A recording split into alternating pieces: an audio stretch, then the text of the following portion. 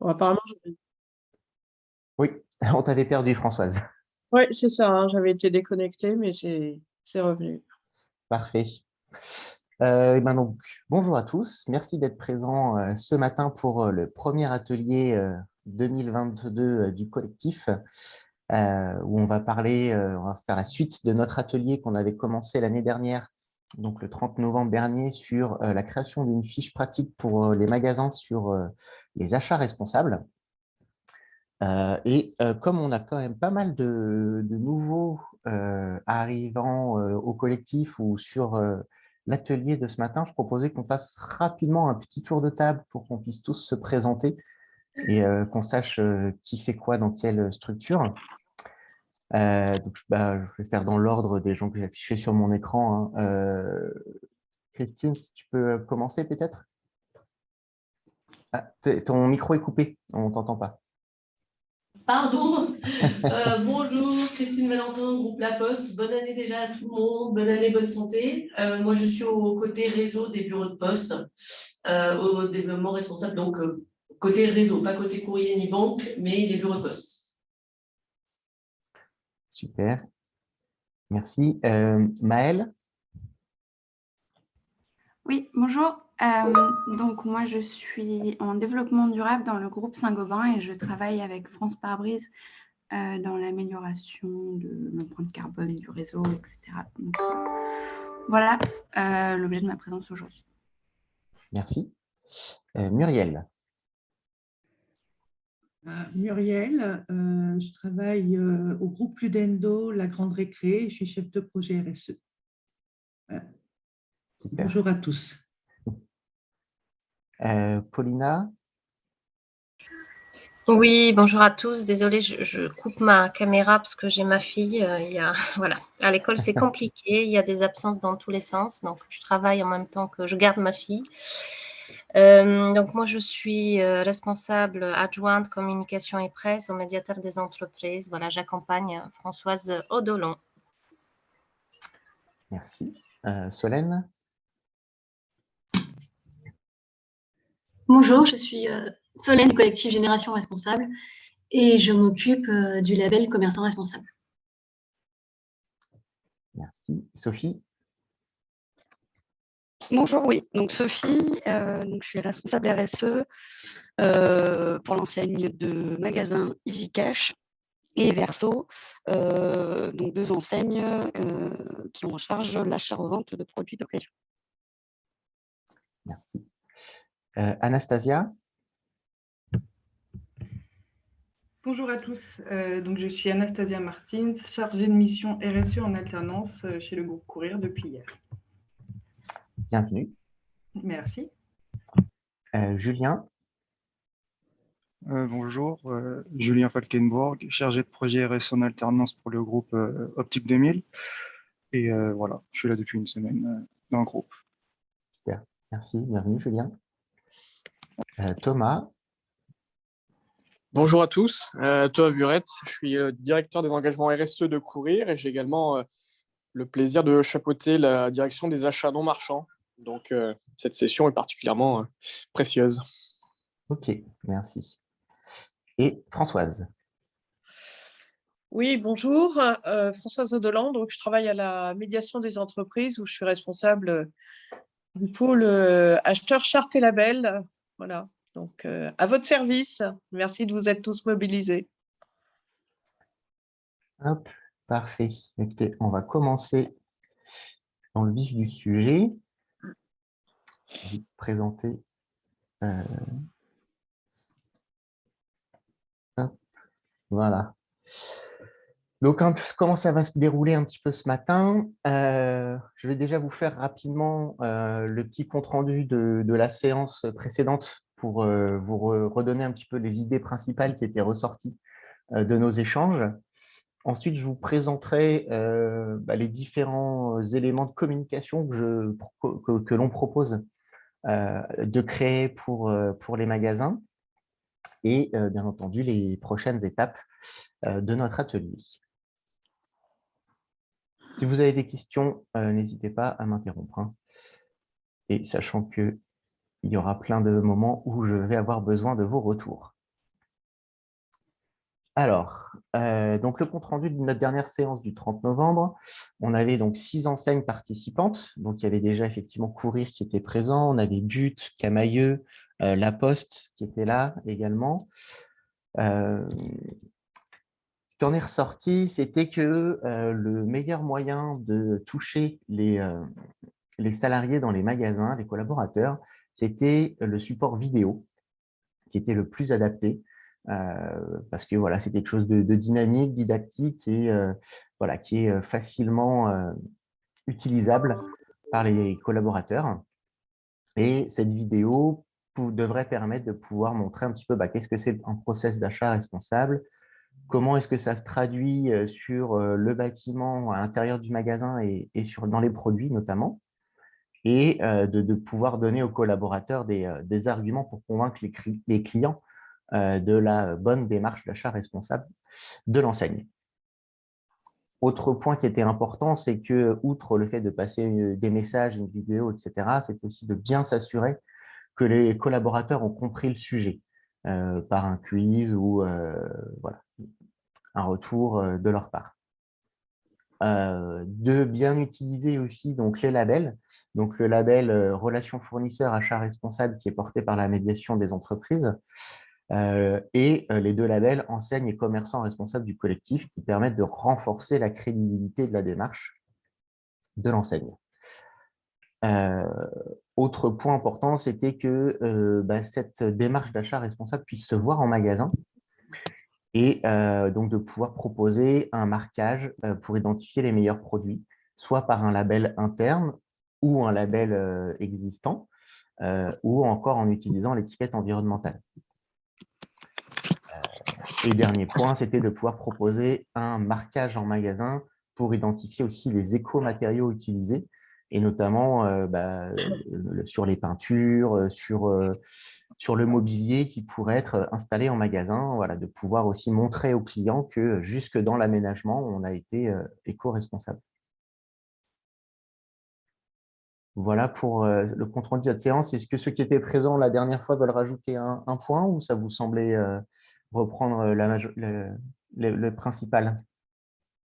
Non, je trouve que tu as retraduit assez fidèlement ce qu'on avait dit. Je me souviens que je crois que chez Bureau Vallée et nous, La Poste, on s'était dit, voilà, alors nous, on a une démarche assez centralisée d'achat et une démarche territoriale par ailleurs, mais que c'était assez compliqué ensuite. Finalement, on n'arrivait pas jusqu'au bout du bout, c'est-à-dire à faire des marquages ou des communications sur le point de vente, parce que ça s'ajoute en fait à des informations commerciales, à des informations sur le prix, à des campagnes. Et donc, voilà, c'était là où finalement, on faisait pas mal de choses, mais qui étaient plutôt dans les rapports extra-financiers, dans les rapports RSE, que dans l'espace de vente lui-même. C'est ça. Mais oui, ça retraduit, je pense, tout à fait ce qu'on s'est dit, oui. Ok. Alors, on va rentrer dans le vif du sujet et puis je vais vous faire des propositions. Je vais vous montrer aussi des choses qui ont déjà été faites en vidéo et du coup, on va pouvoir échanger sur ces différents éléments. Alors, le premier, donc, je vous propose qu'on crée un support de formation vidéo pour expliquer donc, ce qu'est une démarche d'achat responsable et comment est-ce que cela se traduit en magasin. L'idée, c'est que la vidéo ne soit pas trop longue, donc 5 minutes environ, hein, peut-être ce sera un petit peu plus, mais l'idée, voilà, c'est pas que ça dure une demi-heure et que ce soit sur un format quand même assez court, puisque ça s'adresse aux collaborateurs en magasin et que voilà, leur temps est quand même compté. Cette vidéo s'organiserait du coup en 4 parties.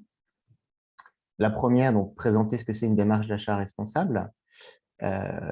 Présenter ensuite, du coup, comment est-ce que eux-mêmes, dans leurs achats sur lesquels ils ont la main, que ce soit sur de l'achat de produits ou de l'achat de services, ils peuvent être responsables. Comment est-ce que cette démarche est crédibilisée par les labels que peut avoir l'enseigne et comment est-ce qu'on peut traduire ce sujet auprès des clients. Et l'idée après, c'est bien sûr d'avoir un petit quiz qui leur soit remis pour être sûr qu'ils aient bien compris le sujet et également de leur remettre une fiche synthétique qui reprend sur une page ou 2 maximum toutes les informations qui auraient été dans la vidéo. Comme ça, ils ont quand même un support pour pouvoir y revenir dessus plus tard. Alors, je vais vous montrer 2 vidéos. Alors, je ne vais pas forcément vous les montrer en entier à chaque fois, mais...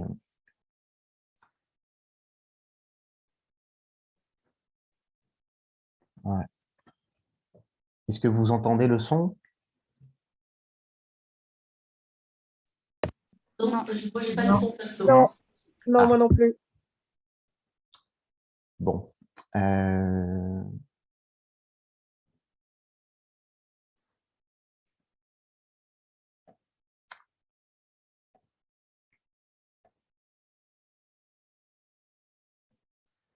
C'est embêtant. Pourquoi est-ce qu'il n'y a pas de son?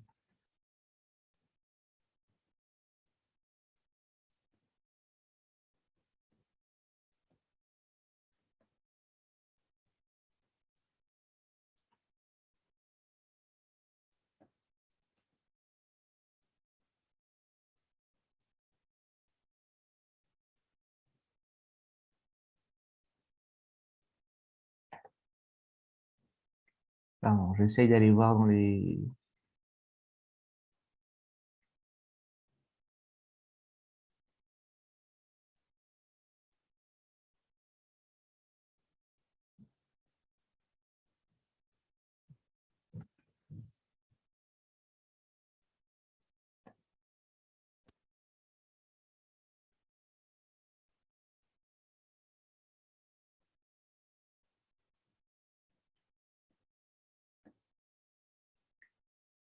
Est-ce que ça change quelque chose? Non. Non.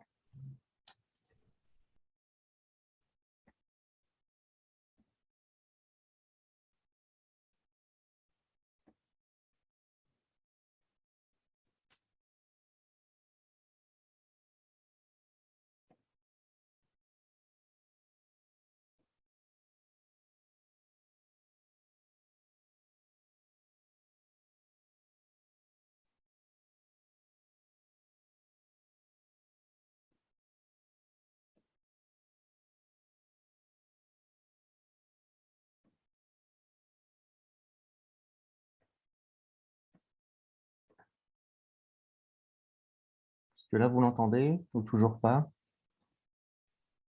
Toujours pas. Toujours pas. Bon. C'est un peu embêtant. Quelqu'un a une idée? Quelqu'un a déjà eu ce problème, peut-être?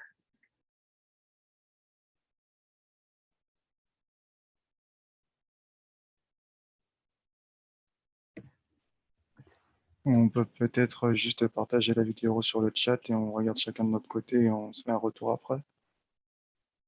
C'est, Oui. on va dire, le plus simple. Alors.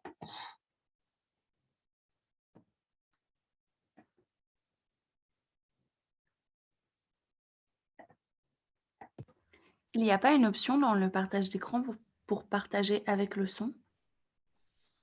Peut-être. Ça se passe comme ça dans Teams, donc je sais Alors. pas.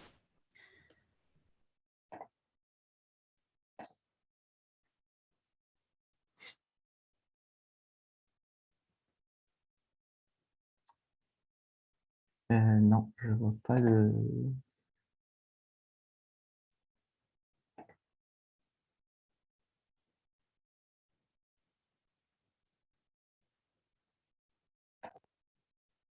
Vous faites votre tri parfaitement, madame. Simplement, la poubelle verte, c'est en vrac, sans marche, sac. là La poubelle verte, c'est C'est bon là-dessus.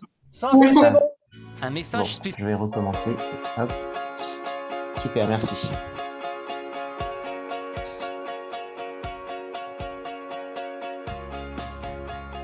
Aujourd'hui, l'ensemble des secteurs d'activité sont engagés dans le développement durable. Dans le secteur tertiaire, dont les métiers de la communication font partie, les enjeux paraissent moins évidents. Et pourtant, la conception d'un message et de son support génère des impacts environnementaux et sociaux non négligeables. Si le secteur de la communication s'est impliqué plus tardivement que les autres dans le développement durable, il est désormais très mobilisé. Ce film fait le point sur les leviers de la communication responsable et présente, à titre d'exemple, un ensemble de bonnes pratiques mises en place par des organisations publiques et privées.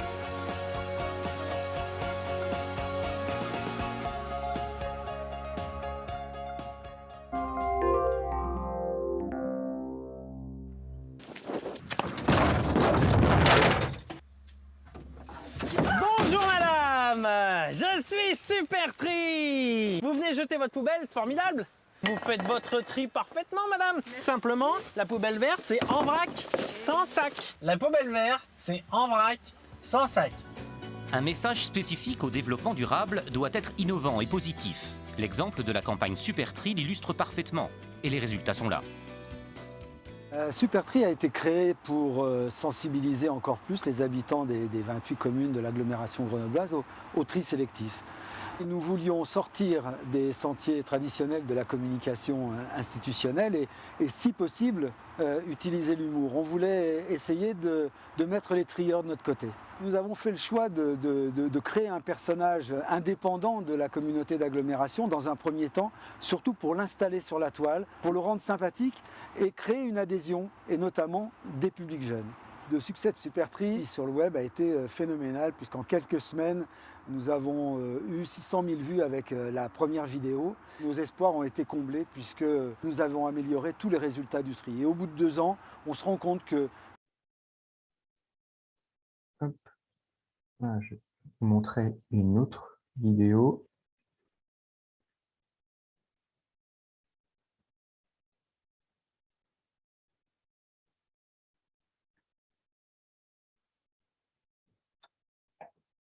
Voilà.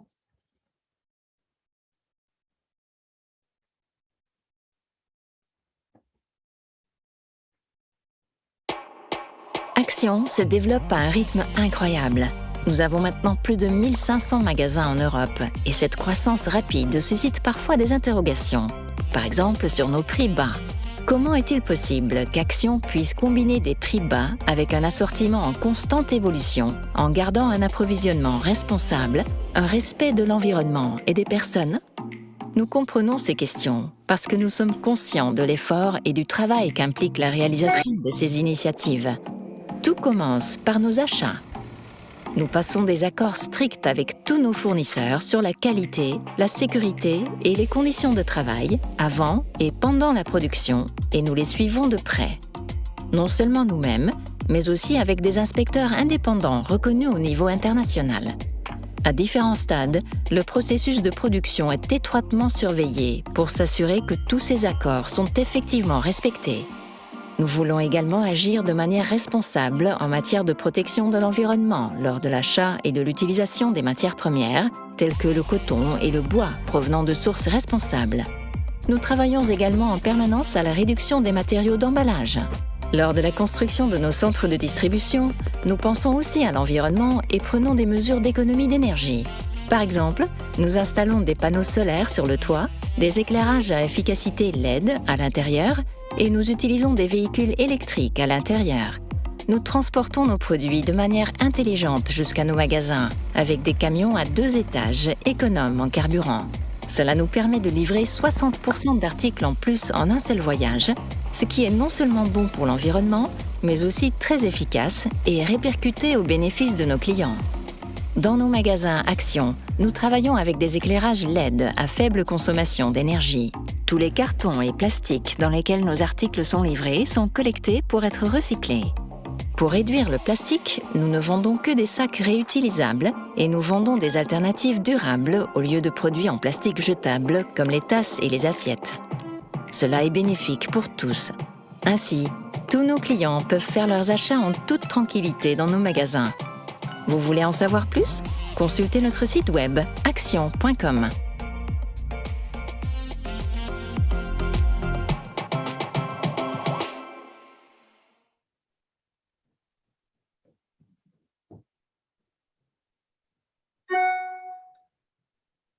Voilà. Alors, du coup, qu'est-ce que vous inspire ces 2 vidéos que j'ai pu vous montrer?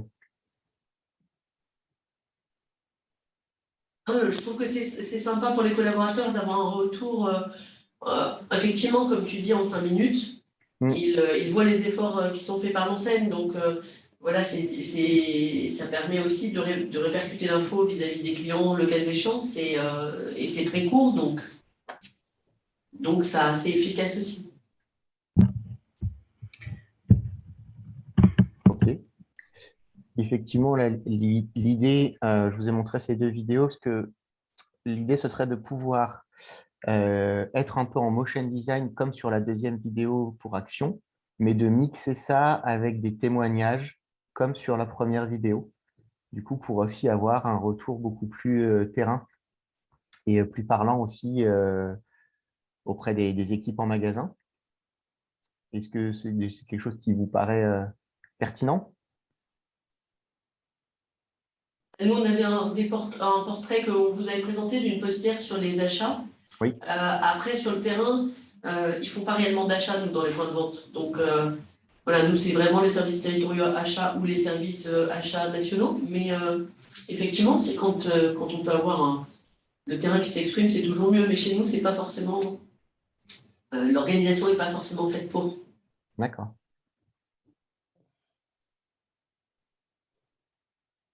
Ok, pas d'autres retours pour l'instant.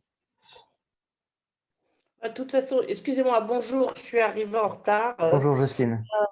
Petit souci ce matin.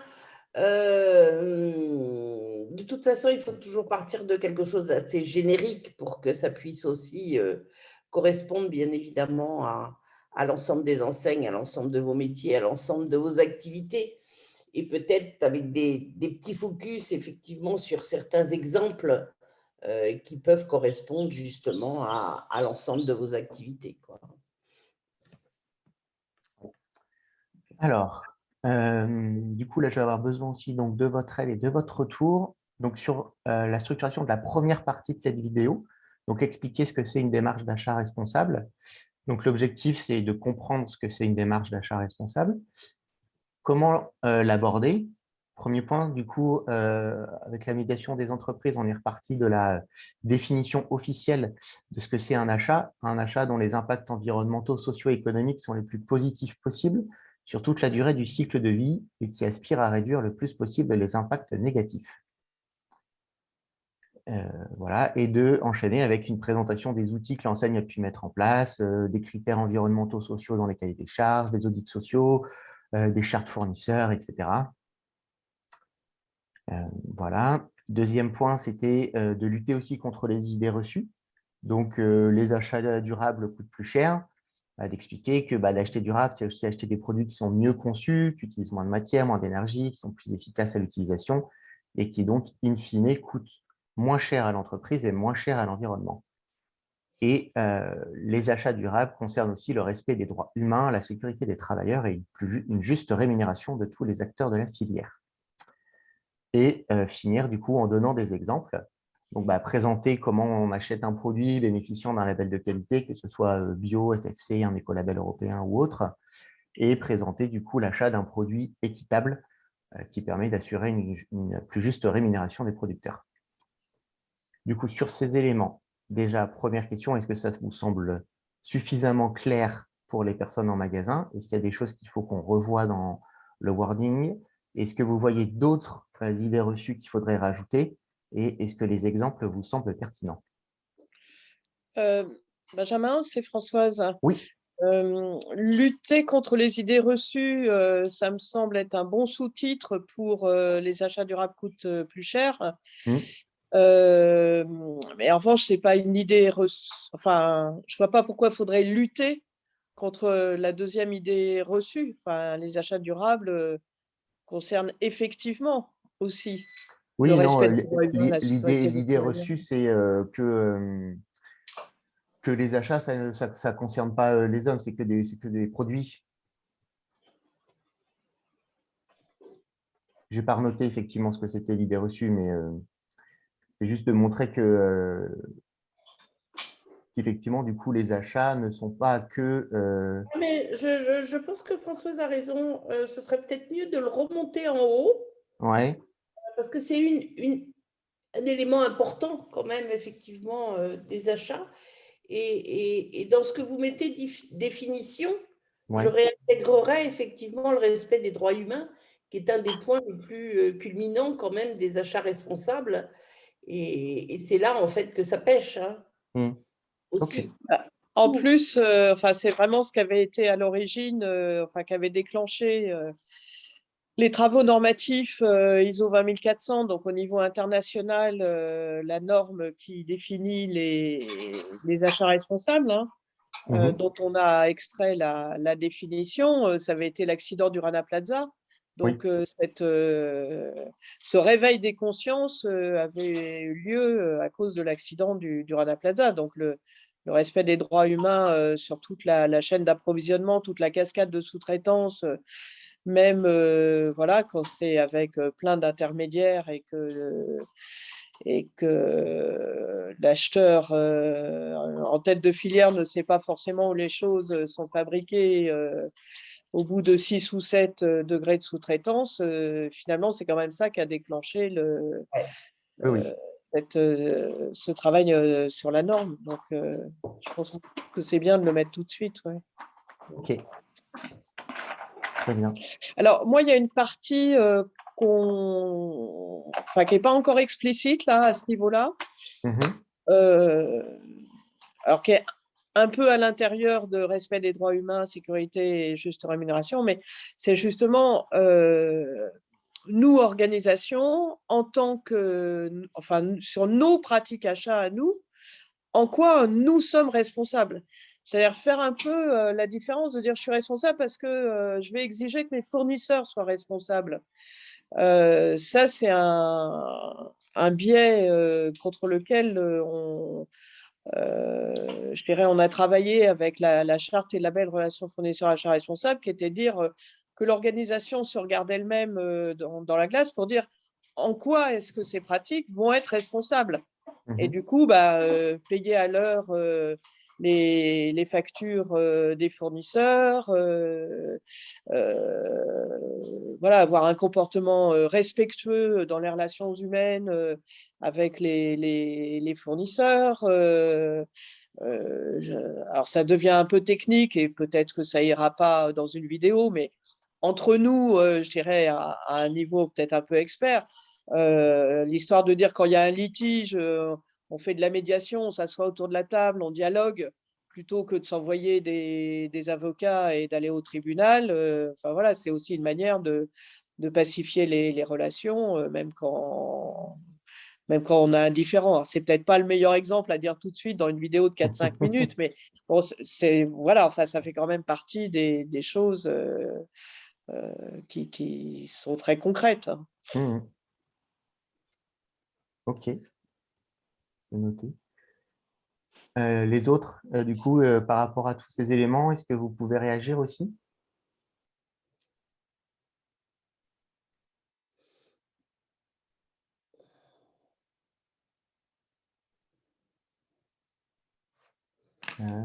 Côté bureau de poste, moi j'étais vraiment sur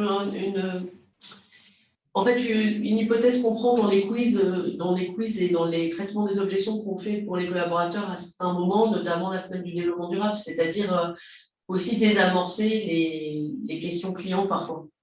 Mais voilà, on ne peut pas tout faire non plus dans une vidéo de 5 minutes. Donc après, on peut avoir des outils qui se complètent parce qu'une vidéo de 5 minutes, c'est quand même relativement court. Donc, il faut poser peut-être des grands Alors, sujets. Et après, il y a une partie, du coup, la dernière partie de la vidéo, ce sera justement sur répondre aux interrogations clients. Donc, j'ai listé quelques questions. Voilà, et l'idée, ce sera effectivement de voir si ces questions vous semblent pertinentes ou s'il y en a d'autres qu'il faut rajouter. Donc, voilà. Je ne sais pas, après, est-ce que Thomas, Muriel, tout ça, est-ce que ça Oui. vous Alors, parle? moi, pour ma part, je me rends compte qu'effectivement, on n'est pas tous au même niveau sur le sujet de la RSE. Chez nous, on débute. Et c'est vrai qu'aborder des grands sujets sans approfondir, pour ma part, au départ, c'est bien pour communiquer aux salariés et aux clients. Oui. OK.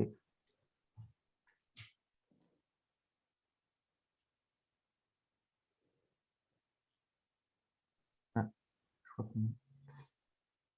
Thomas, Anastasia, Julien, Sophie, vous avez des remarques particulières? Moi, j'ajouterais peut-être la notion d'acheter local quand c'est possible. parce que ça met déjà en avant ce qui se produit sur le territoire et ça minimise l'empreinte carbone liée au transport. Et souvent, le respect des droits humains va avec. Enfin, quand c'est plus proche, on a davantage de contrôle.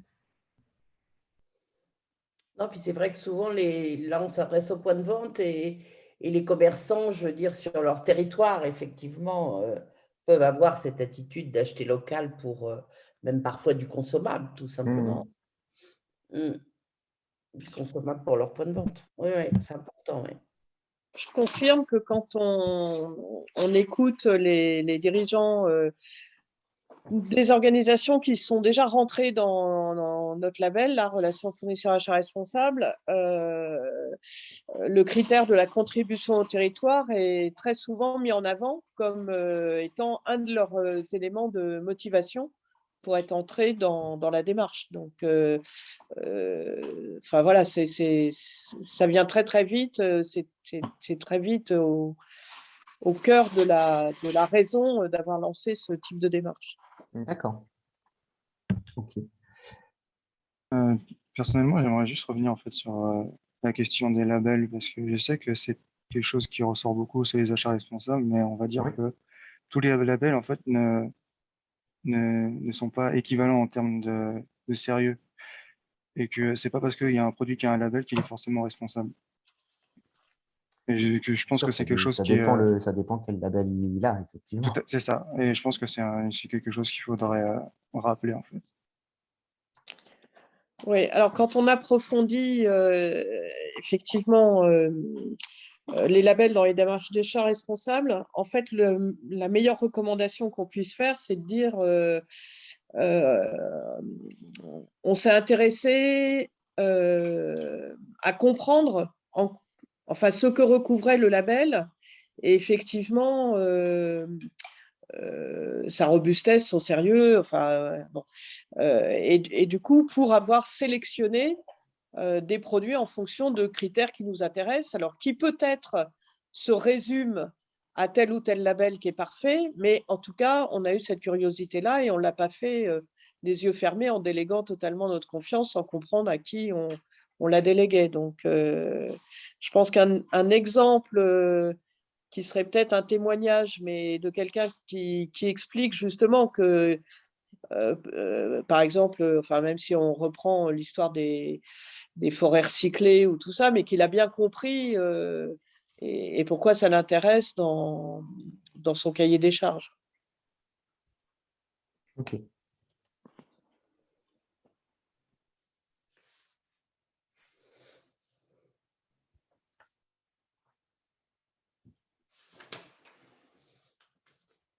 Très bien. D'autres remarques? Retour, complément?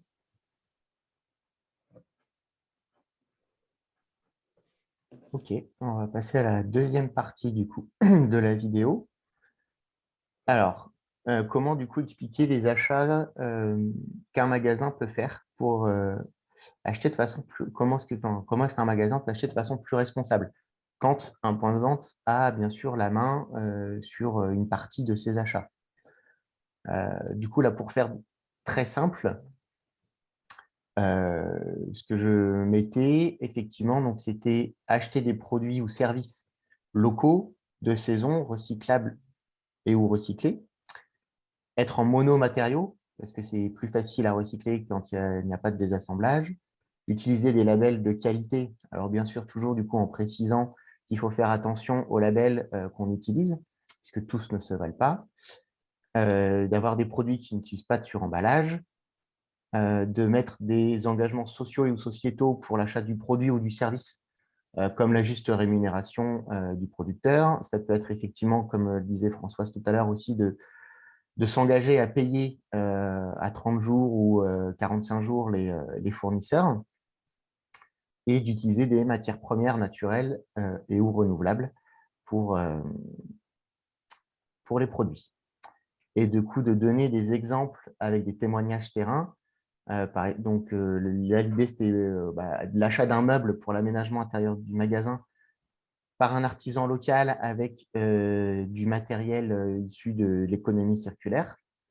Donc, Et là, on explique que c'est responsable parce que ça permet de limiter le transport, de réutiliser des matériaux existants, de faire fonctionner effectivement des emplois, d'assurer des emplois locaux, etc.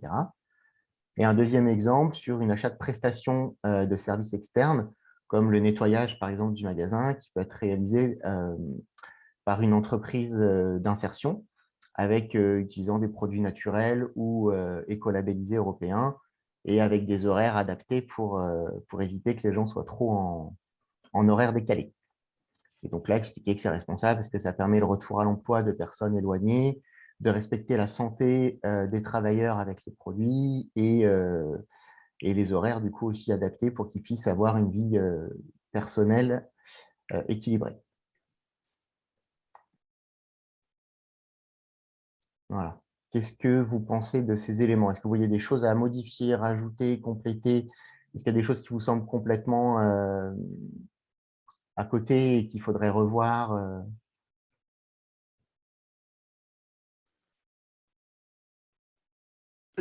Sophie. Oui. Au final, on ne distingue pas vraiment ici l'achat de produits et l'achat de services. Pour moi, il faut qu'on puisse en faire deux sujets assez distincts, puisqu'on voit que sur les différentes catégories de produits, tu précises qu'on est vraiment sur l'aspect physique. Aujourd'hui, c'est vrai qu'il y a beaucoup de sujets, en tout cas en point de vente, sur de l'achat de prestations de services. Oui. Où on a d'autres choses et d'autres critères à regarder. Donc pour moi, j'en ferai en tout cas deux thèmes distincts, l'achat de produits et l'achat de services. Et j'irai même plus loin, c'est dans les produits, ce qui va aller au client et ce qui va servir, on va dire, hors marchand, ce qui va nous servir à la bonne vie du point de vente. Et pour moi, on a des enjeux qui sont complètement différents sur ces trois thématiques. Donc le marchand et le non-marchand. Et dans le non-marchand, la prestation de service et la prestation de produits consommables opérationnels, on va les appeler. Sur le coup, on ne peut pas avoir, je pense, les mêmes exigences sur ces trois volets. D'un, par rapport à la quantité de prestations ou de produits qu'on va acheter, ou sur certains, il y a des facilités de relocaliser et d'autres pas. Donc pour moi, il faut vraiment distinguer les trois niveaux qui ont pour moi des enjeux assez différents sur la partie achat responsable. D'accord, ok. Je ne sais pas si c'est partagé par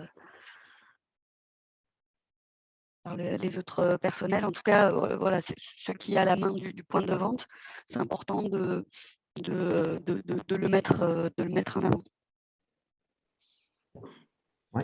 J'avais trouvé que dans la vidéo de Action là, sur les achats responsables, ce qui était très riche en exemples, il y avait aussi la partie énergie et la partie transport.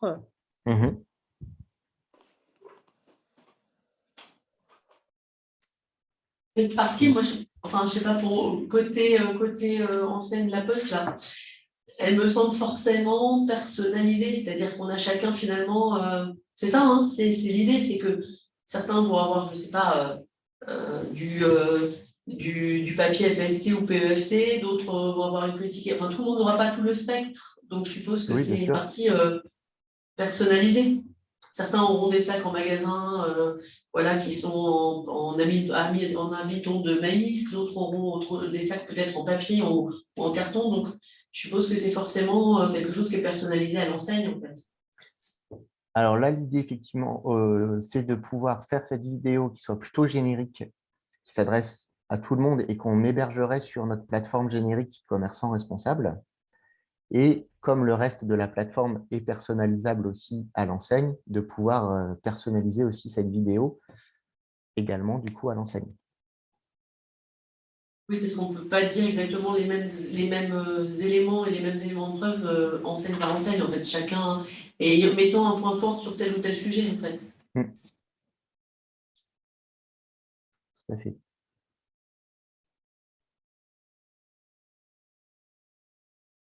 Ok, d'autres réactions?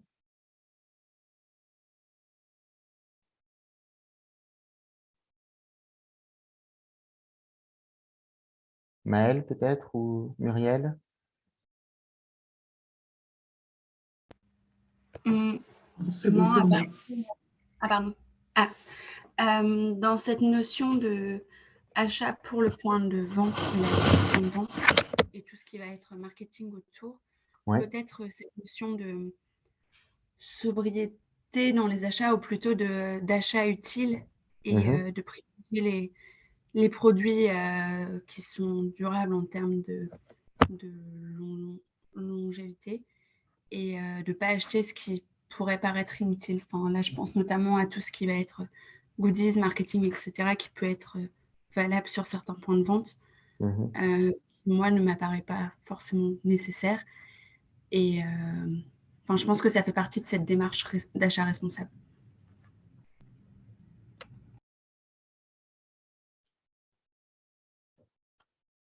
Ok.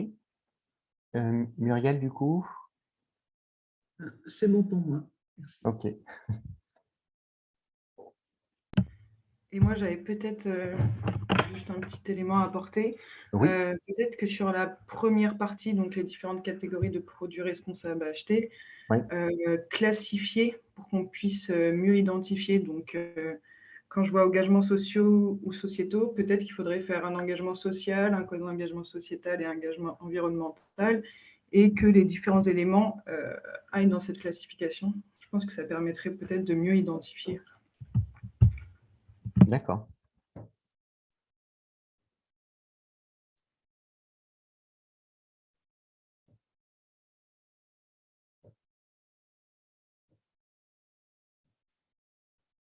Très bien. Des réactions?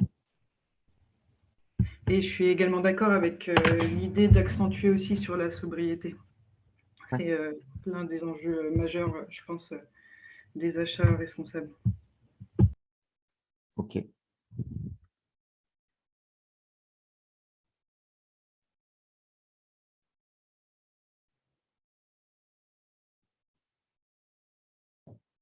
Très bien.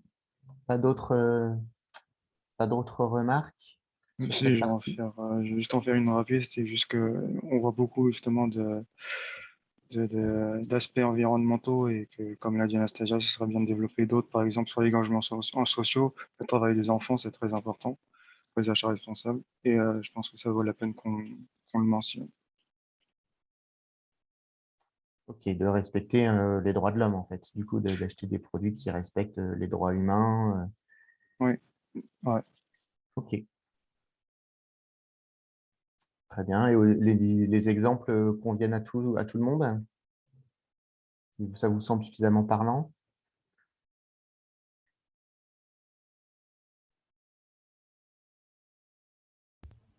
Oui, tout à fait.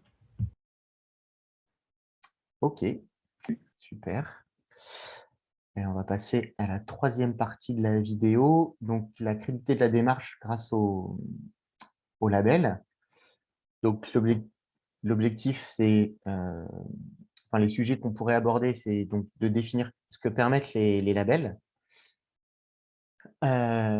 Pour ça, d'abord, je vais vous montrer une petite vidéo, le début d'une vidéo qui a été faite par l'UGAP pour parler du label RFAR.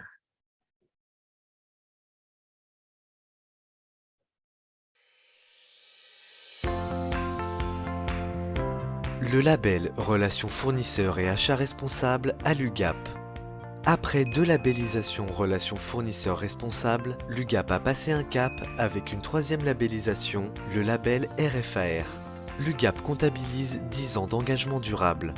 Ce nouveau référentiel, plus exigeant, intègre les principes de la norme ISO 20400 relative aux achats responsables. Qu'est-ce que le label RFAR ? Le label Relations fournisseurs et achats responsables promeut les actions les plus vertueuses en matière d'achat portant sur 15 thématiques différentes. La labellisation fait suite à un audit externe et un examen du dossier par un jury et il est valable 3 ans. Une 50aine de structures publiques et privées sont actuellement labellisées RFAR. L'UGAP est la seule centrale d'achat labellisée RFAR en France. Quels sont les avantages de Pardon. Voilà. Du coup, moi, ce que je proposais d'aborder sur cette partie-là des labels, c'est de montrer que les différents labels sont dans une démarche d'amélioration continue sur les différents engagements qu'ils peuvent avoir, et notamment sur les engagements liés aux achats responsables. Donc, on parlait tout à l'heure hein, des engagements sur le paiement des fournisseurs, sur les droits de l'homme, sur la préservation de l'environnement, que ces labels sont crédibles parce qu'ils sont basés sur des normes internationales, donc la norme ISO 20400 pour le label RFR et la norme ISO 26000 pour les labels commerçants et enseignes responsables, que les deux sont contrôlés par un audit externe avec un organisme indépendant, qu'il y a une communauté d'enseignes et de commerces qui sont engagés dans ces labels et qui partagent leurs bonnes pratiques, qui permettent d'être plus visibles, et que ce sont des labels métiers et sectoriels adaptés au monde du commerce et qui du coup prennent en compte les différents enjeux qu'on peut retrouver pour ce secteur d'activité. Et bien sûr, du coup, ensuite orienter vers les sites internet de chaque label pour, si les gens veulent en savoir plus et en découvrir un peu plus sur ces différentes démarches.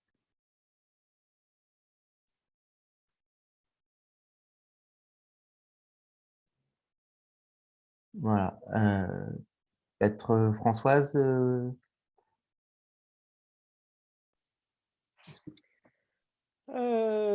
Oui, il y a juste un point de sémantique. Ce ne sont pas des audits, ce sont des évaluations.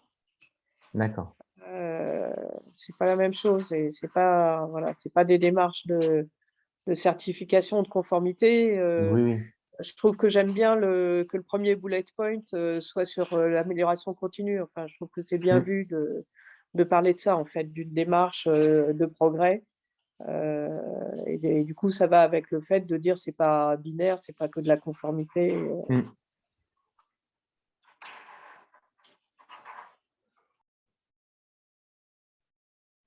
Ok. Les autres, du coup, qu'est-ce que vous en pensez? Est-ce que vous pensez qu'il faut rajouter des éléments, rentrer un peu plus dans le détail, ou est-ce que c'est juste ça, déjà, ça suffit pour une première approche hein, parce que l'objectif, ce n'est pas non plus de les former hein, sur les différents labels, hein, mais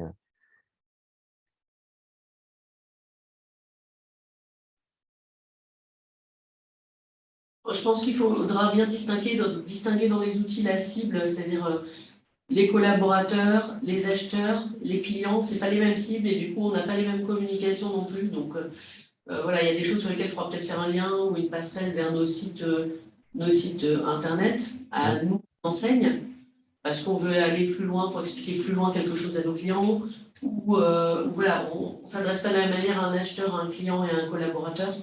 Oui. Donc, je mettrai plus l'accent pour les collaborateurs sur les objections clients, la manière dont d'apporter cet élément de différenciant. Pour les acheteurs, là, je pense que enfin, chez nous, ils sont quand même très formés sur tous ces sujets-là. Et pour les clients, c'est aussi un élément de différenciation, d'où voilà, les uns et les autres, on a certaines signatures. Nous, maintenant, on a une signature écologique. Ouais. On avait une neutralité carbone avant, maintenant c'est écologique. On essaie quand même de l'embarquer dans voilà. Mais c'est bien que c'est vrai qu'un collaborateur en quelques minutes puisse se saisir de la matière en fait. Ok.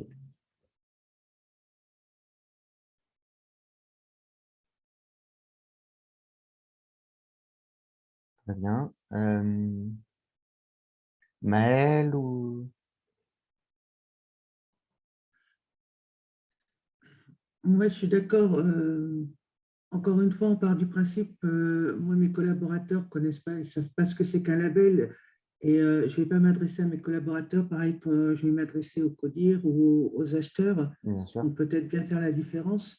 Et le mot audit, c'est un mot qui ne plaît pas de toute façon. Il fait peur.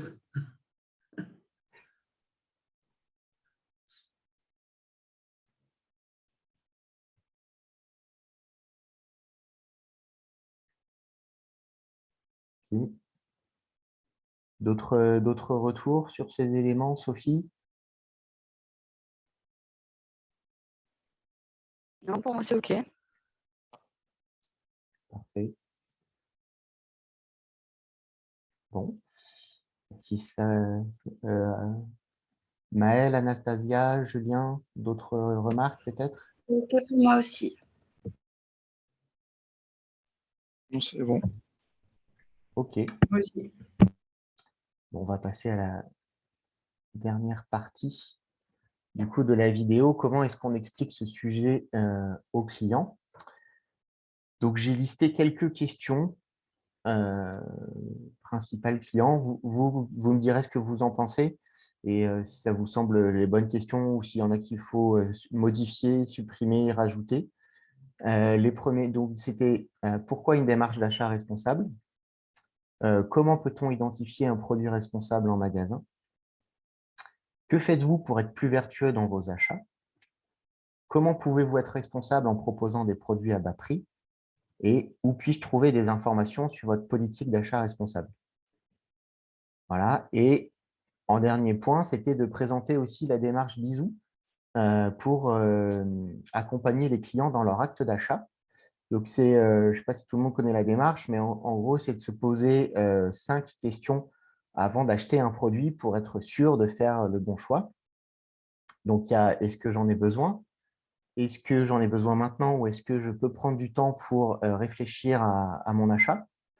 Est-ce que j'ai déjà quelque chose de semblable chez moi qui me permettrait d'éviter cet achat? Quelle est l'origine du produit? Est-ce que c'est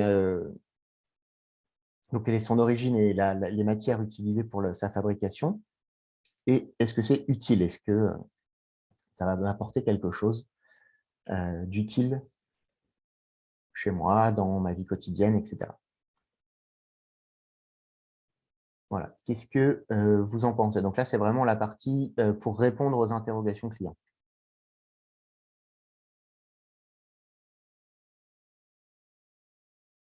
Je suis d'accord avec cette notion d'utilité qui est importante et qui apparaît plusieurs fois. OK.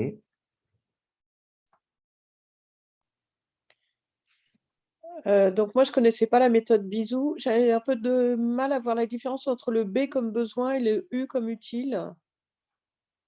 Bah, le besoin, c'est est-ce que j'en ai besoin parce que je ne sais pas, je dois acheter par exemple une perceuse parce que je dois faire des trous chez moi, donc j'en ai besoin. Mais est-ce que c'est utile que je l'achète? Est-ce que je ne pourrais pas plutôt la louer peut-être? Ah, d'accord. Ah oui, bah, c'est intéressant. Ouais, d'accord, OK. OK. Et là, ça serait quelque chose qui serait plutôt fait en motion design, cette partie-là, j'imagine, non? Oui, oui, bien sûr. Oui. D'accord.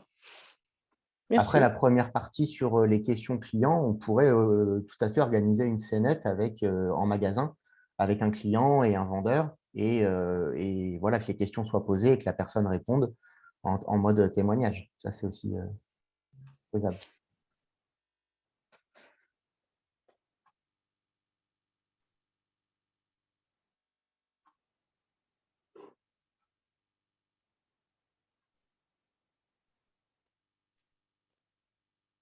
Bah, je trouve que c'est très bien d'avoir proposé d'aborder le comment pouvez-vous être responsable en proposant des produits à bas prix? Parce que du coup, on est sur la partie économique et on ne parle pas que de l'environnemental ou du sociétal qui en eux-mêmes sont très importants et très bien. Mais je trouve que c'est bien aussi d'aborder le volet économique. Donc, merci pour cette question.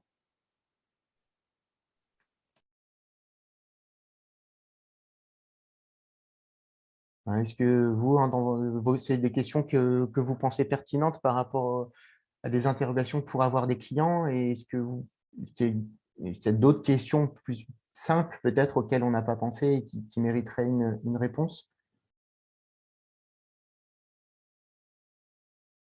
Non, c'est bien les questions, à mon avis, que se posent les clients, notamment comment on peut identifier un produit responsable. Après, charge à nous de rendre ça visible, ce qui est moins évident. Voilà. Tout à fait.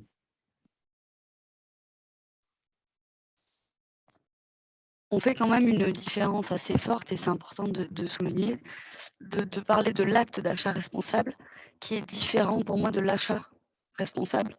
L'achat responsable, on va définir les critères d'un produit ou d'un service, l'acte d'achat responsable, on va amener l'action de l'achat. On a vraiment deux sujets différents. Et donc, du coup, le fait de se positionner avec la fameuse méthode sur l'acte d'achat responsable, on adresse pour moi la frugalité de la consommation, enfin, la sobriété de la consommation. Et pour moi, on va au-delà encore d'expliquer ce que c'est qu'un achat responsable. Je parle de ça parce que typiquement, chez EasyCash, le client vient, fait de l'achat, pense faire de l'achat responsable parce que le produit est d'occasion, en tout cas. Donc aujourd'hui, si on suit la démarche, chez EasyCash, on propose de l'achat responsable parce qu'il est, en tout cas pour partie du particulier, de seconde main. Par contre, on n'adresse pas le sujet de l'acte d'achat responsable, c'est-à-dire, et là on rentre dans un second sujet qui est pour moi de la décroissance ou de la sobriété, peu importe comment on le voit, sur est-ce que l'achat est utile, est-ce que j'en ai besoin immédiatement, etc.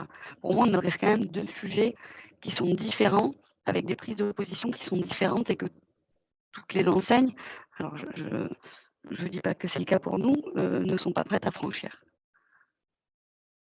Et je pense qu'en adressant ce sujet de cette façon-là, on va assez loin. Alors, je ne sais pas s'il faut le faire, pas le faire, etc.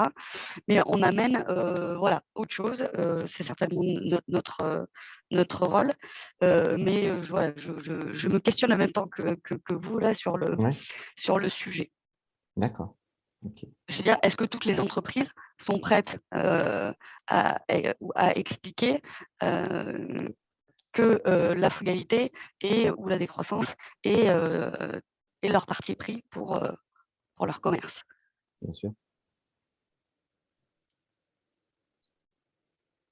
Je pense que tu as raison, ça peut certainement être compliqué voilà, côté commercial.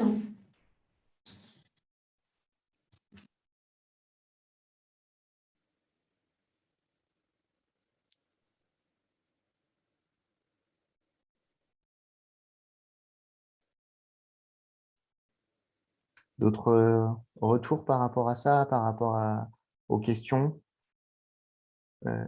Maëlle, Muriel, qu'est-ce que vous en pensez? Moi, je suis en accord avec ce qui a été dit sur ce point. Ok. Et moi, En fait, on n'est plus dans l'explication de l'achat responsable, on est dans... mais encore une fois, c'est certainement notre rôle, c'est vraiment pour provoquer l'échange. On est dans... j'explique comment il faut acheter.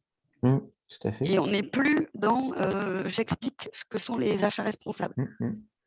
Et du coup, est-ce que c'est l'utilité et est-ce qu'on veut expliquer ça? Est-ce que c'est deux niveaux de vidéos différents on vous explique ce que sont les achats responsables et on vous explique comment faire de la pédagogie pour questionner l'acheteur sur son acte d'achat? Pour moi, c'est deux objectifs pédagogiques différents.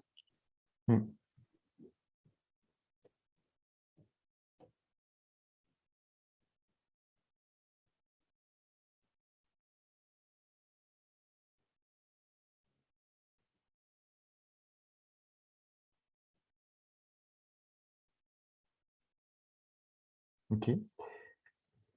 Muriel, par rapport à tous ces éléments, peut-être alors, nous, le sujet du consommer mieux a déjà été abordé effectivement dans l'entreprise. Aujourd'hui, la question se pose effectivement quand on est commerçant et quand on est entrepreneur, c'est savoir si la décroissance peut faire partie et peut être un parti pris. Après, c'est surtout vis-à-vis des clients. Est-ce qu'eux sont prêts à ça? Surtout que nous, enfin, c'est des enfants. Donc, cette sensibilité-là, elle est plus particulière avec eux parce que c'est souvent des achats coup de cœur ou cours de récré à la mode et tout. Donc, ça fait partie effectivement des réflexions de l'entreprise. Encore une fois, comme on n'en est vraiment qu'au début, voilà. Mais en tout cas, ça reste super intéressant. Mais du coup, Benjamin, la proposition, est-ce que c'est 2 vidéos qui seraient 2 vidéos distinctes là, entre le premier sujet vendeur-client et le deuxième sujet présentation de la méthode Bisou? Moi, je les avais envisagés dans une même vidéo. Maintenant, effectivement, on peut le sortir de cette vidéo spécifique achat responsable et si c'est un sujet intéressant, essayer d'en faire une vidéo à part qui du coup serait, si effectivement dans ce cas-là les enseignes trouvent ce sujet intéressant et veulent aborder ce point-là, la rajouter. Et comme ça reste une option. Ouais, je trouve que c'est pas mal et du coup, en fait, le premier sujet, c'est un peu le client qui interpelle le magasin ou le magasin qui prend l'initiative de lui en parler, quoi. Mais c'est et vous, enseigne, et vous, magasin, qu'est-ce que vous faites? Et puis, alors que la deuxième, elle est et moi, client, qu'est-ce que je peux, Oui. quelle peut être ma contribution, quoi. Enfin, en termes de pédagogie, pour le coup, c'est pas le même acteur qu'on est en train d'accompagner là. En plus, c'est un peu schizophrène aussi, puisque si on fait de la pédagogie auprès, moi, de mes clients vendeurs en magasin, ça voudrait dire que le premier message qu'ils doivent poser à leurs clients, c'est « Est-ce que vous en avez vraiment besoin ?» Oui. Et donc, autant vous dire que là, je vais me faire jeter si je leur dis vous devez commencer votre discours clientèle en disant à votre client « Est-ce que vous en avez avoir besoin ?» Alors, encore une fois, c'est une prise de position. C'est-à-dire que on prend la position de consommer mieux, c'est forcément consommer moins. Et pour moi, c'est une prise de position assez forte qu'aujourd'hui, moi, je serais ravie que tout le monde partage et que toutes les anciennes de commerce partagent.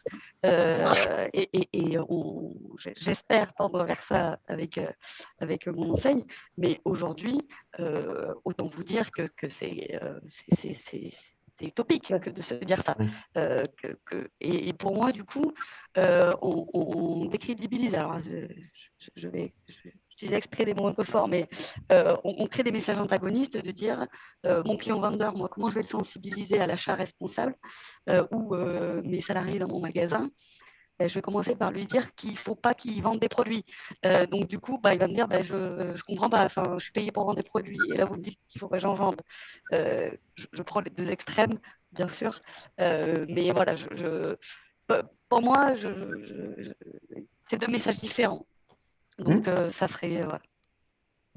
Moi, je ne suis pas tout à fait en accord avec ce qui est dit, parce que je pense qu'au contraire, dans ce contexte où on peut très facilement être accusé de greenwashing, que ce n'est pas tant une prise de position radicale que de dire consommer moins, consommer mieux. On n'est pas en train de fournir des discours de décroissance et ça se sait que minimiser ses achats, ça permet de minimiser son impact environnemental.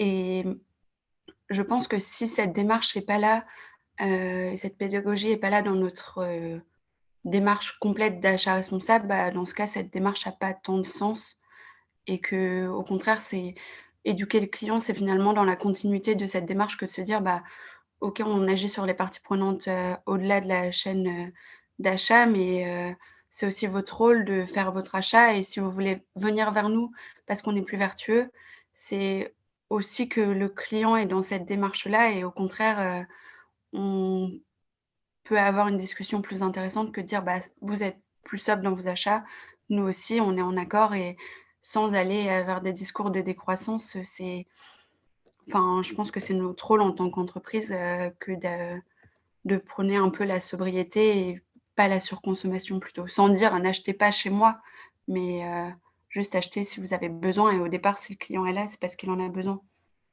Enfin, c'est mon point de vue. Oui. On est là pour échanger, on a le droit d'avoir des points de vue différents. Il n'y a aucun souci, au contraire. Je trouve que, je suis d'accord, hein, le juste positionnement entre la surconsommation, entre ne pas pousser la surconsommation, pousser la sobriété et pousser la décroissance, c'est 3 niveaux de messages différents.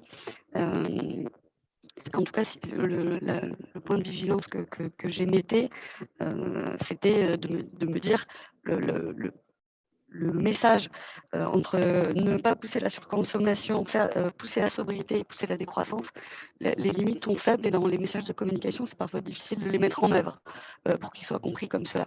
Donc voilà, c'était mon point de vigilance, mais je partage entièrement ce que Maëlle dit.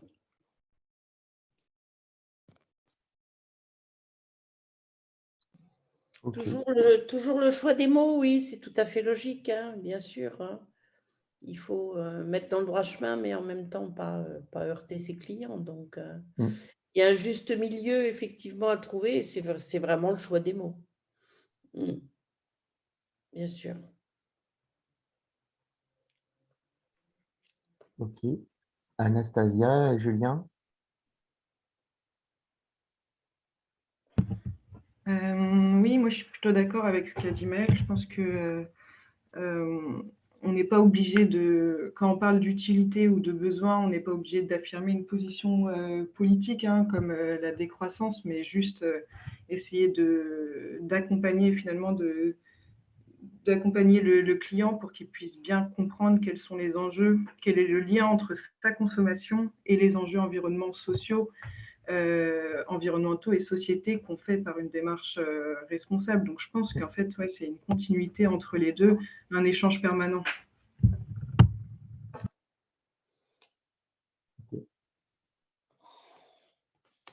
Julien? Oui, je suis plutôt d'accord avec tout ce qui a été dit précédemment. J'ajouterais peut-être aborder en fait la notion qu'on peut calculer la croissance différemment qu'avec le PIB. Donc, finalement, la décroissance, il n'y a pas forcément besoin de décroître finalement pour pouvoir être responsable. En tout cas, si on prend d'autres facteurs dans la croissance. Et voilà. Oui, effectivement. Par contre, c'est un sujet peut-être un peu complexe à aborder dans une vidéo comme ça. Mais oui.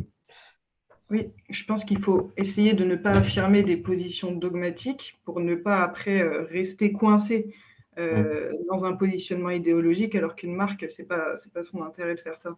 Mais je pense qu'il faut quand même essayer d'utiliser des termes comme consommer mieux pour éduquer le consommateur. Ok.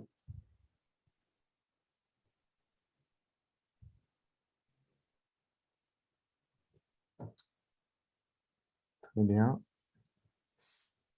Alors, si c'est bon pour tout le monde, c'est fini pour la vidéo. On va passer aux autres éléments.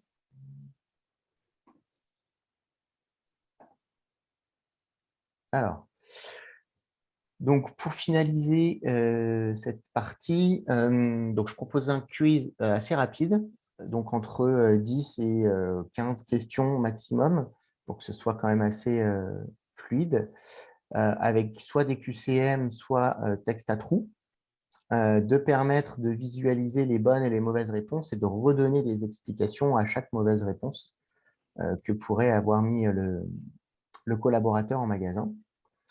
Et je voulais savoir si vous aviez connaissance d'outils qui permettraient de réaliser ce quiz et de le mettre en ligne.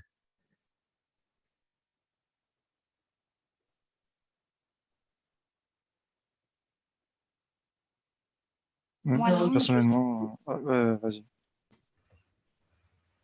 Non, j'allais dire que j'étais preneuse si quelqu'un avait ce type de logiciel en tête. J'allais juste te dire que personnellement, je connais que Google Forms, qui est, on va dire, assez accessible. En plus, on peut avoir quelques données statistiques qui sont assez sympas. Donc, voilà. Vous passez par un outil qu'on avait dans l'intranet pour ces quiz, mais je ne saurais plus vous dire le nom de l'outil. Ouais. Pour avoir en fait, ensuite, le récap de toutes les personnes qui avaient répondu, le nombre de réponses où les gens finalement ont des difficultés, le nombre de réponses où ça roule. Ok. Et sinon, sur la structuration du quiz, ça vous semble bien? Vous voyez d'autres points? Est-ce que c'est trop court, trop long? Non, moi, je pense que c'est vraiment pas mal. Et ce qui est bien aussi, c'est d'avoir cette zone, pas commentaire, mais cette zone explication, parce que en fait, dans nos questions, on est obligé quand même de faire des questions pas trop longues, avec des réponses aussi éventuellement à choix multiples, en tout cas plusieurs réponses possibles. Et on a tout le temps besoin de cette petite zone pour préciser des choses, en fait. Ouais. C'est pas autoporteur, ça donne déjà l'indication, je sais pas, par exemple, de la trajectoire carbone. Est-ce qu'on vise moins 30 ou moins 40 ou moins 10, à quel horizon? Mais ensuite, il faut quand même un petit peu l'expliquer dans la petite zone. Ouais. Explication, commentaire ou autre. Ok.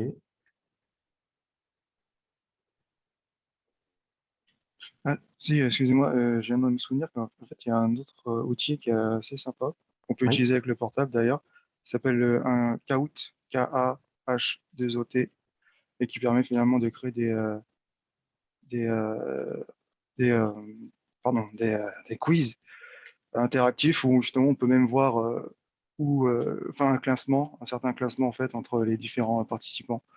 C'est assez sympa. D'accord. Merci. Sophie? Pour rebondir, chez EasyCash, on utilise c'est une application qui est installée sur le téléphone de nos collaborateurs qui s'appelle Play Everyday. Play Everyday.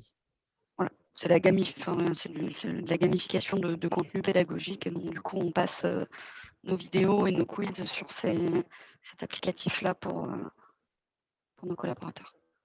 D'accord. Okay. Vous pourriez redire le nom, s'il vous plaît? Play Everyday. Ok, merci. I Love My Job, c'est le second nom, ils appellent ça. Et du coup, à fréquence définie, on peut pousser du contenu à l'ensemble de nos collaborateurs sous forme de quiz, de vidéos, ou alors même de wiki, juste un PDF qui viendrait illustrer le propos. Et donc, effectivement, il y a un classement de l'ensemble des collaborateurs en fonction des campagnes qui sont sorties. Et les collaborateurs peuvent aussi créer des battles entre eux sur tel ou tel sujet pour se challenger. D'accord, super intéressant. Ok, hop, je vais passer aux derniers éléments du coup. Je voulais proposer aussi donc de créer une fiche pratique pour animer la formation et communiquer en magasin. Donc l'idée c'est de donner des recommandations aux responsables de magasin. Donc le premier point, donc comment former les collaborateurs, donc intégrer la vidéo et le quiz dans le parcours d'intégration des nouveaux collaborateurs et leur remettre à la fin du coup la fiche synthétique récapitulative. Pour les autres, présenter la vidéo lors d'une réunion interne et pareil, du coup, leur donner la fiche synthétique récap et les inviter à faire le quiz. De fournir aux collaborateurs des informations plus précises sur la politique d'achat de l'enseigne et notamment des liens vers les documents que vous auriez pu faire en interne et de leur faire un retour de l'impact positif de leur action en montrant l'augmentation, par exemple, de la satisfaction client ou la hausse des ventes des produits plus responsables.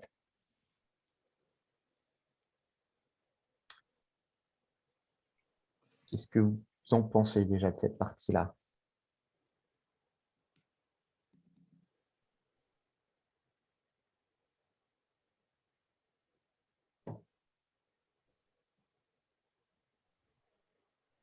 Ça vous semble bien, suffisant? Vous voyez des éléments à rajouter?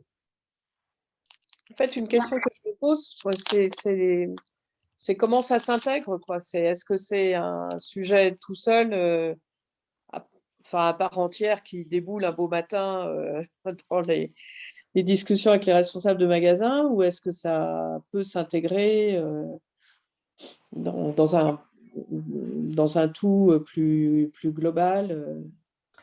Ça me manque un peu ça, de savoir voilà, s'il y a un ancrage plus vaste et que ça fait partie d'un cycle ou si on considère que c'est un sujet à part entière, point barre, quoi.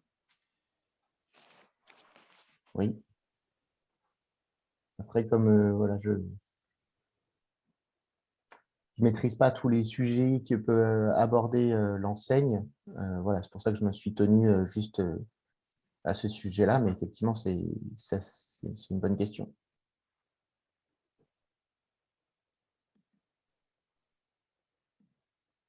Personnellement, je vois plus les ODD dans le parcours général en fait, d'intégration, c'est-à-dire une vision plutôt globale dans un parcours d'intégration globale.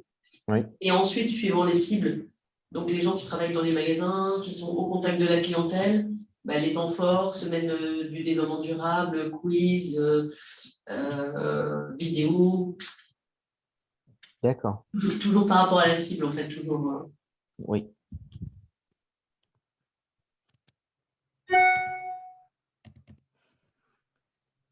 Ok.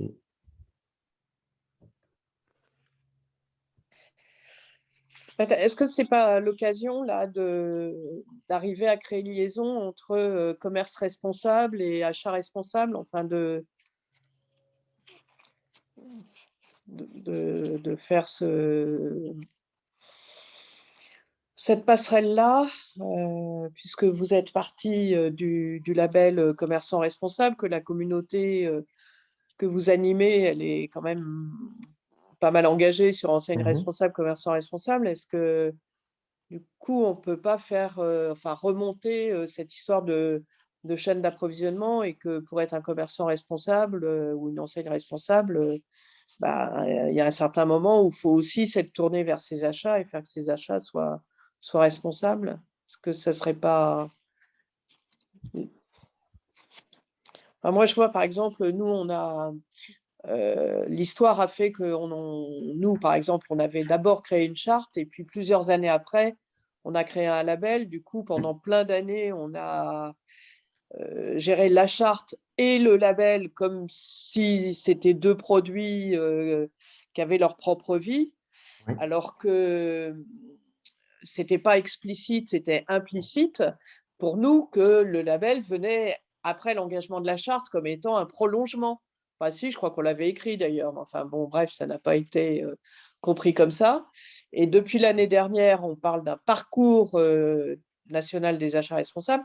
Et le fait qu'on parle du parcours et qu'on montre ces étapes, ça a rajouté quelque chose pour les gens à leur compréhension. Donc, je me demande si vous, en partant de votre ancrage qui est commerçant responsable, enseigne responsable, est-ce qu'on n'aurait pas intérêt à dire, bon, ben, si on remonte en amont, bah, ça serait quand même mieux que vos achats aient aussi été responsables, enfin qu'on arrive à dire que c'est cohérent.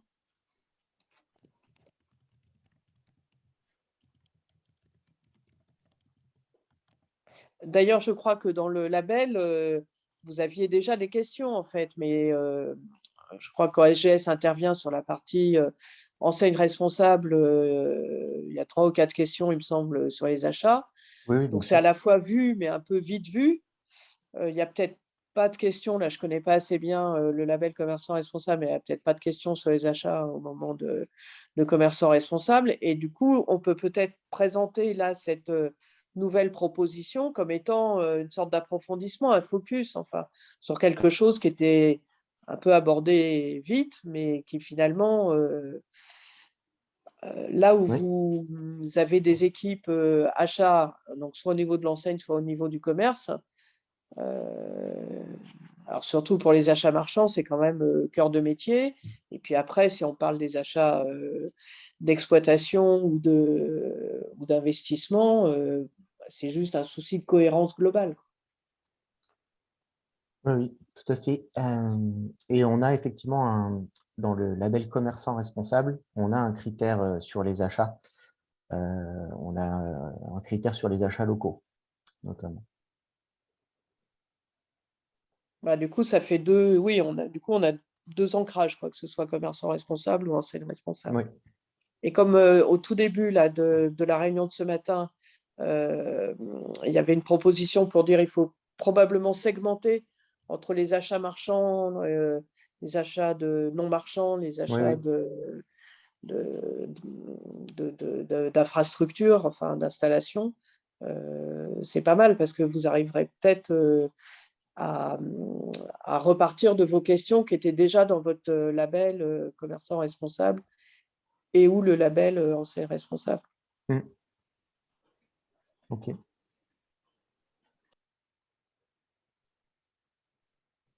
D'autres remarques dessus?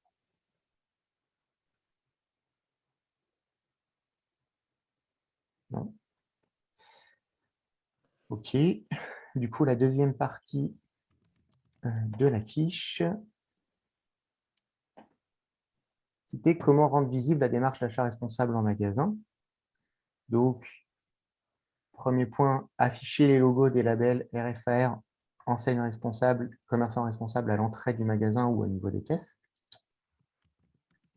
S'il est existant, si l'enseigne l'a mis en place, inclure l'étiquette environnementale, bien sûr, à côté du produit ou via un QR code pour permettre d'accéder à sa notation. De mettre en avant les labels, les produits porteurs d'un label, que ce soit un label interne ou externe, soit dans un rayon dédié, soit avec des stop rayons, soit avec de la PLV spécifique pour repérer les produits. Afficher du coup la démarche de responsabilité du magasin, soit via un mur des engagements à l'entrée du magasin, soit via une campagne d'affichage dans le magasin, soit à travers une ou plusieurs vidéos qui peuvent être diffusées sur les écrans internes. Et afficher aussi du coup les écomatériaux utilisés dans l'aménagement du magasin, comme ce qu'avait fait La Ruche qui dit oui. Du coup, j'ai quelques photos pour vous montrer ce qu'ils ont fait. Donc voilà, ils ont utilisé déjà là les murs pour du coup mettre des informations sur les produits. Et surtout, voilà, on voit là ici, ils ont mis un petit encart qui précise que voilà, la peinture est bio et naturelle dans le magasin. Voilà, donc ils ont utilisé voilà, des signalétiques éco-conçues, françaises, recyclables. Pour mettre en avant leurs produits, ils ont utilisé voilà, des meubles éco-conçus et fabriqués avec du bois issu du réemploi. Pareil, du coup, ils ont mis une petite étiquette dessus pour, voilà, pour expliquer d'où ça vient, comment ça a été fait. Voilà. Qu'est-ce que vous pensez du coup de ces éléments? Je crois que ce ne sont que des recommandations, vu que ce n'est pas nous qui avons la main sur tous ces éléments.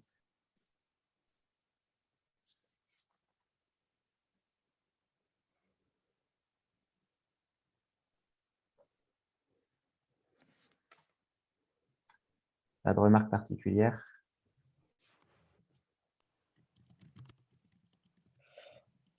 Alors, c'est Françoise. Je parle sous le contrôle de Paulina, si elle est toujours là. Aujourd'hui, il faudra confirmer si on peut utiliser le logo du label RFR à poser sur des magasins. Donc, c'est juste, c'est surtout pas pour décourager personne. S'il y en a que ça intéressait et à qui ça semblait voilà, une bonne idée, qu'ils avaient envie de la mettre en œuvre, surtout qu'ils viennent nous le dire, parce qu'on saura du coup qu'il y a une demande, qu'il y a une appétence. Voilà, aujourd'hui, notre règlement d'usage du label n'est pas forcément rédigé de manière très précise. Donc, pour nous, ça sera intéressant de savoir s'il y a une demande là-dessus. Oui, je sais Paulina, oui, je suis toujours là. Je rejoins Françoise, hein, parce qu'en plus, on a des travaux sur la marque du label qui sont menés en parallèle. Donc, c'est des aspects aussi juridiques qui vont être abordés. Donc, oui, pour le moment, c'est encore un petit peu flou, comme dit Françoise. Donc, il faudra absolument qu'on sache pour les enseignes qui souhaitent l'imposer, qu'on puisse le vérifier, qu'on est bien dans le bon règlement. Voilà. Ok. D'autres retours?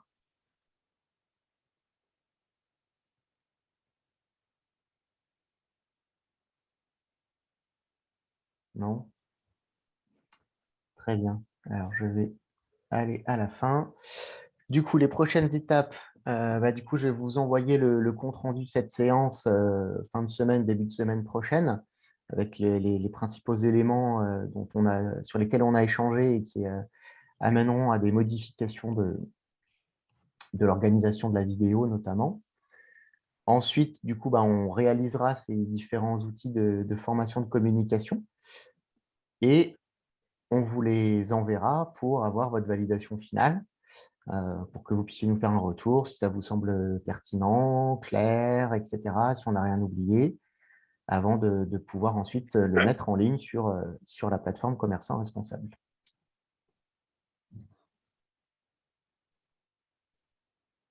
Voilà, merci à tous pour votre participation à cet atelier. Est-ce que vous avez d'autres questions, remarques particulières du coup sur tout ça? Alors, je vais commencer si ça ne dérange personne parce que je dois partir là. Oui. Alors, merci déjà pour votre accueil pour ce premier atelier qui me donne beaucoup à réfléchir en fait. Ça me permet d'avoir une autre vision de la RSE parce que je suis un peu toute seule dans mon métier là aujourd'hui. Donc, ça me permet vraiment d'échanger et je vais réfléchir à tout ça et ça me donne plein d'idées et voilà. Et à demain, Benjamin et Jocelyne. Ça marche. Merci Muriel, à demain. Muriel, merci. Bonne journée à tous. Bonne journée à tous. Bonne journée. Ok, pas d'autres remarques pour tous les autres? Merci, c'est un récap intéressant là, de voir les outils et puis d'entendre les ancêtres parler d'outils qu'on n'a pas forcément en tête là, pour les quiz aussi. Je pensais aux quiz aussi notamment. Je pense que c'est bien que les collaborateurs, les clients, les acheteurs en principe sont hyper formés, mais que la cible des collaborateurs et des clients soit informée d'une manière ou d'une autre. Donc, c'est très bien d'avoir une synthèse de tout ce qui peut être fait côté client comme côté collaborateur.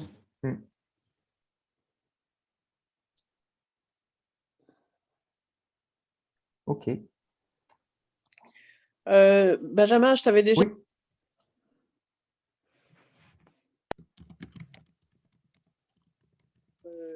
Comme interlocuteur dans le cadre du label RFR, la légende des hôtels Best Western ou les cuisines Schmitt ou Gémeaux et Ram, qui n'étaient pas à l'atelier ni en novembre ni ce matin là. Mais ça serait, sûrement, on peut tenter en tout cas, je dirais, de leur communiquer l'information et de voir quels sont leur intérêt ou leur réaction ou leur proposition.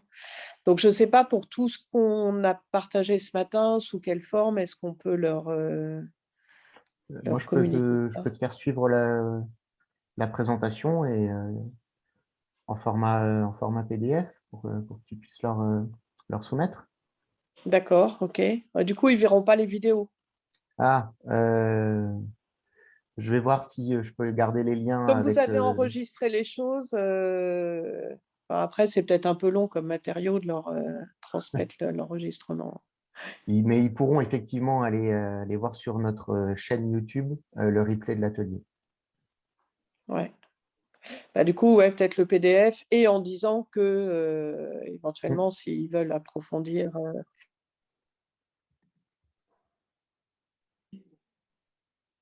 Oui.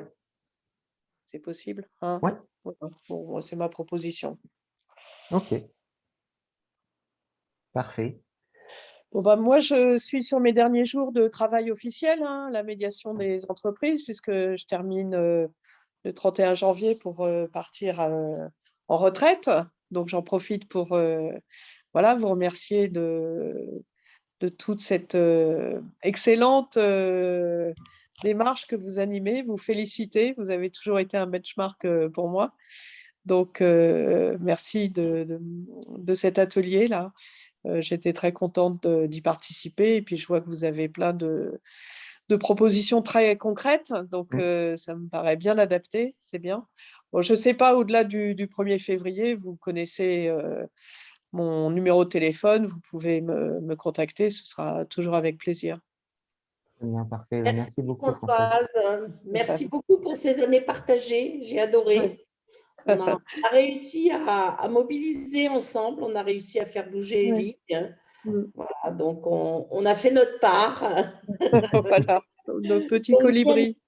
Voilà, exactement. Donc, bien évidemment, gardons le contact et Voilà, on va c'est ça. te mettre dans notre mailing list pour que tu puisses continuer à poursuivre si tu peux nous adresser un mail perso. Voilà, oui. Et OK, merci. à très bientôt. Parfait. Bon, merci à tous pour votre participation ce matin. Et pour ceux qui le souhaitent, on a un atelier mardi prochain sur l'énergie renouvelable, donc l'installation de panneaux solaires sur les bâtiments et le passage à l'électricité verte. Et le 1er février, on a aussi un atelier pour présenter la plateforme commerçant responsable et avoir un retour d'expérience, notamment des mousquetaires, de la Micaline et de Best Drive sur comment est-ce qu'ils ont personnalisé cette plateforme. Voilà, je vous souhaite à tous une très bonne journée et je vous dis à très bientôt. Merci beaucoup, Benjamin. Merci, Bonne à journée à bientôt. tous. Benjamin. Bonne journée. Au revoir.